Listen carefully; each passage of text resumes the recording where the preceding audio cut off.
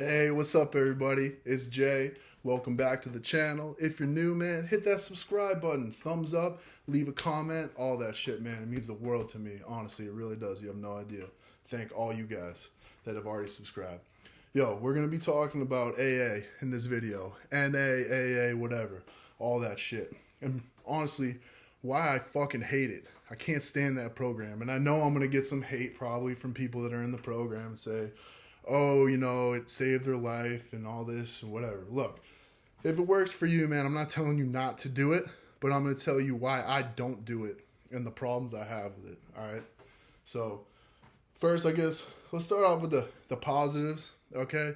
Any kind of community that's going to be there for you to try and help support you through a tough time or whatever, that's going to be beneficial, right?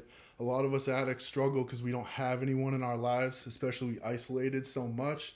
There's nobody left, right? So that's why, people find solace in these groups and the support and the community. That's great, but listen, this is my problem, okay? The biggest problem I have with AA is it fucking shames people. There's so much shame involved in that program, it's ridiculous. It's like, first of all, they have such a rigid like definition of what sober is. That you can't take basically anything, nothing, right? Unless it's, I think, prescribed by a doctor, they'll accept that. And then at the same time, they stand out there fucking chiefing cigarettes and drinking coffee. You don't think those are substances, dude? What are you talking about? You just have this arbitrary definition of what a substance is and what isn't. Doesn't make any sense, okay? And now, if somebody doesn't fall into their exact definition, let's say someone's still early in their recovery, okay? And they need Suboxone or methadone, whatever the fuck, to help them, change their lifestyle and routines and in order to get sober. Dude, if you're honest in a meeting or group with people about the fact that you're using a maintenance drug, they'll tell you you're not clean. They'll make you take that day one chip every fucking time until you get off the Suboxone. Think about what that does psychologically to someone. You're basically telling them everything you've done doesn't matter. It's bullshit. I don't care that you're on, you've made all these changes and you're bettering your life. You're on Suboxone, so you're still on drugs. You're still an addict. It's fucking ridiculous. It's so ridiculous. Not to mention, for some people, smoking weed can be really helpful, especially in the addiction community. I know tons of people that used to be savage fucking drug addicts, and now all they do is smoke a little weed. And what? Because they do that, they're not clean anymore. They're not sober, even though they totally changed their lives. They're living better lives. They have families. They have jobs. All these things. But if they smoke a little weed, then they got to get that day one chip all over again, right? Crazy. And in these meetings too, right? When they make you get the day one chip, you got to walk up in front of the whole group and get the day one chip again, right? Dude, I don't know if you guys have seen Game of Thrones, but if you have, do you know the walk of shame that they make that woman do? They basically make this woman get naked and walk through town, and everybody in town is going, shame, shame. And I feel like that's literally what they're doing in AA, man. If you slip up, they fucking shame you back and hoping that that's going to be, make the change. If they shame you hard enough, you're going to want to change. That's just not how it works. We all know that. Especially drug addicts, man. We live with so much shame as it is. It's a big problem, right? A lot of us don't have any self-esteem. And then you're going to make us fucking do these walk of shames and start all over again day one. Somehow it's supposed to be motivational. It's bullshit. Absolutely bullshit, right? It's fucking crazy. Not to mention, people get addicted to these meetings. And it's crazy. They love to go into these meetings and just talk about how badass they used to be. I've heard it all the time. Look, I tried going to meetings. I gave it a try, in the beginning of my journey to fucking try and get clean, because I was willing to do anything. And honestly, you should be too. If you're serious about this, you got to do whatever it takes. But I was in these meetings and I would just listen to these people. They weren't tough. They weren't fucking gangsters. And they're talking about they used to be super gangster back in the day. And it's just I'm pretty sure they're lying, but they're just embellishing about this lifestyle that they probably didn't even live. And then they get support from the community for this. And I'm like, how is this supposed to fucking help people? This is ridiculous. Like, doesn't make any sense. And look, that's not every meeting, but like, you will find those meetings and you're going to find those people. It's like part of the program.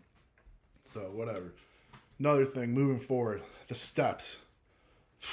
Man, step 1, fucking bullshit. Admit that you're powerless. No thanks. No thanks. I don't know about you, but I'm not admitting I'm powerless over nothing or anyone ever, period, ever. You're going to try and make me sit there and tell you that, like, oh, I am totally powerless and I need this. I need you in order to fucking get better. That's what it is, man. They try and convince you need this program because you're powerless. Don't ever try and convince somebody that they're powerless, that they don't have the power to change. That's ridiculous. Like, it's not helpful, right? We need to be bringing people up. Listen, you're not powerless. You made some mistakes, but you have the power to change. That's what you should be telling people. Not this fucking bullshit. Oh, you're powerless. You got no control over yourself whatsoever. Also, like, excuses all the bullshit actions, right, that you did in the past. Because, like, oh, I was powerless. I have no responsibility for my actions because I'm powerless. No, man. Not going to fly. Not going to fly with me. And it shouldn't fly with you either, honestly. Now, another one of these steps that is just absolute garbage. I think it's step 4. And that's the one where you have to go and make amends to all the people that you hurt. Dude, come on. This is ridiculous. Who's that really for? Right? That's so selfish. You think these people are still thinking about you or give a shit about, like, whatever bullshit you did to them maybe years ago? No, they moved on, because that's what more normal people fucking do, is they move on. And now they're telling you to go rehash this fucking bullshit, all this trauma, and go back and try and make amends to these people. For what? Seriously, for what? Someone tell me. Explain why. How is that fucking helpful?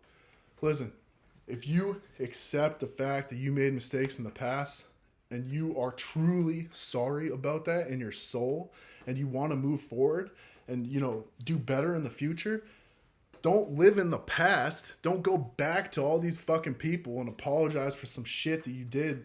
It's just ridiculous. Doesn't make any sense. Again, senseless. And it goes back to this, like, oh, admitting that you're powerless. So what do you go to these people and be like, listen, I'm sorry, I'm a fucking drug addict. I was powerless, so I did all this bullshit to you. What do you, like, what you want, like, forgiveness, or like, what is it exactly we're trying to get out of here? Get out of this, So those are my main issues with the program. Again, like I said, the community is great. A lot of people need it, whatever. I think sponsorships can also be really helpful, right? If you get a good sponsor, man, that can be a game changer. Someone to go to bat for you and, really help you out, that can absolutely be a game changer. But if they're super strict with these steps and everything like that, man, it's, in my opinion, they're kind of setting you up for failure. Because, like, almost nobody makes it all the way through the steps. And then when you do, you're supposed to just start over and just keep fucking doing it forever. And it's like, you're not actually changing. Like, nothing is changing. If you just stick with the same behaviors over and over again, you're not changing, right? So no meaningful change is actually occurring. You're just, like, going through the motions and doing these fucking steps. But listen, I'd said it before, some people, it helps, whatever. But these are the same people that fucking chain smoke cigarettes, drink coffee, and just talk about the good old days. So, look, if you want to be one of those guys, be my guest. Go hit up a meeting.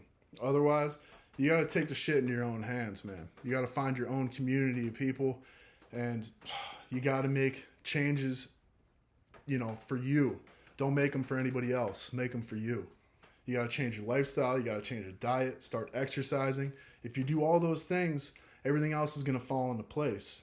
And you can find communities of people within your new healthy hobbies, like exercise. Find a community in the gym. Find a community of people that are trying to better themselves, not just fucking smoke cigarettes and talk about how they used to do drugs.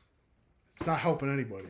So, look, if it helps you, great. Didn't help me, and I got a lot of problems with it. So, hey, thanks for watching. Hit subscribe. Till the next time. Peace out.